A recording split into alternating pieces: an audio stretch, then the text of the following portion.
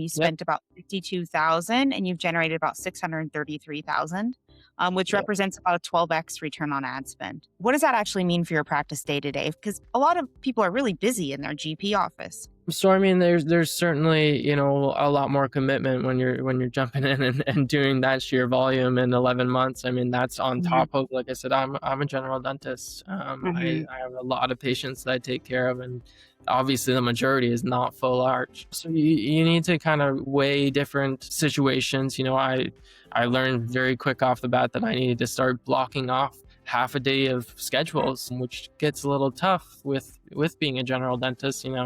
I have somebody come in and break a tooth, and I'm like, okay, you need a crown.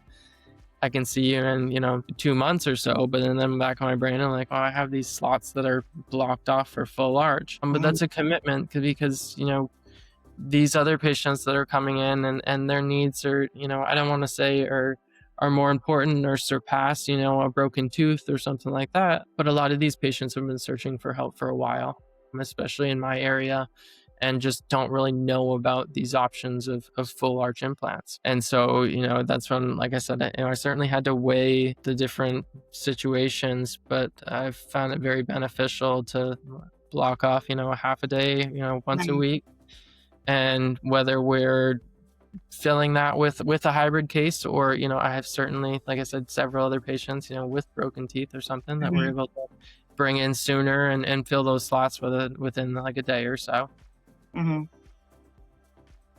It's definitely doable for any GP. I'm a Mhm. young doctor still out of school. I mean, I've been out of school for 6 years now, but it's an expensive world that we live in. And investing in the equipment that we have to do these cases is substantial. Mhm. But it's been totally worth it. When we finish up these cases and these patients get their final teeth, it's life changing. Most of them end up crying. I just had one that, once we got his teeth in there, he was, I think, mid 40s, and he hadn't had any teeth, no dentures or anything for 2 years. He was in deep depression. Oh. And the day after we did his surgery and got his teeth in there, he started a diet, he started eating healthy, he started working out. He looks like a completely different person. What has been the hardest part of this journey for you? Making the time for these cases, being a solo GP. When I bought the office, we were booking out like 2.5, 3 weeks.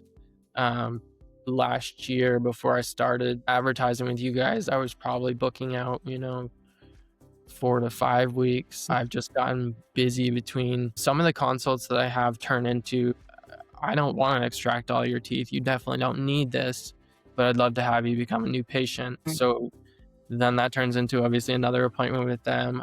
Now, a year or 11 months after advertising with you guys, I'm booking out like 2.5, 3 months, which is tough sometimes. I Mhm. work through every single lunch. Mm. Luckily, my assistants are really good with that. They rotate with me.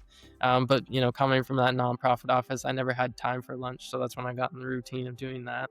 Mhm. And then when I started working with you guys, the only console time that I could really allow was putting something in a lunchtime or putting Mm. something at the end of the day. So time management, I think, has been the hardest part for sure. Mhm. Because like you said, I'm a GP, but I've also turned this into a full arch practice.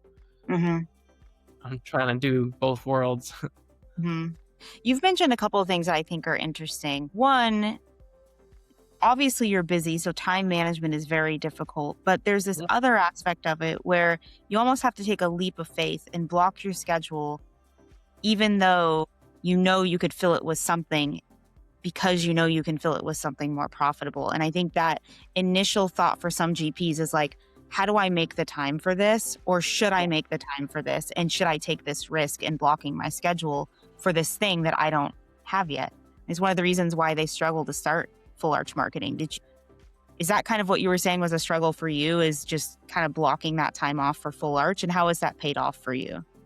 Like I said, I mean, it was definitely, I didn't do it to start because I wasn't sure how this was going to go, and that's when I first started out, we were only Monday to Thursday. And so that's when I'd put cases on Fridays. Number one, because I was newer to it.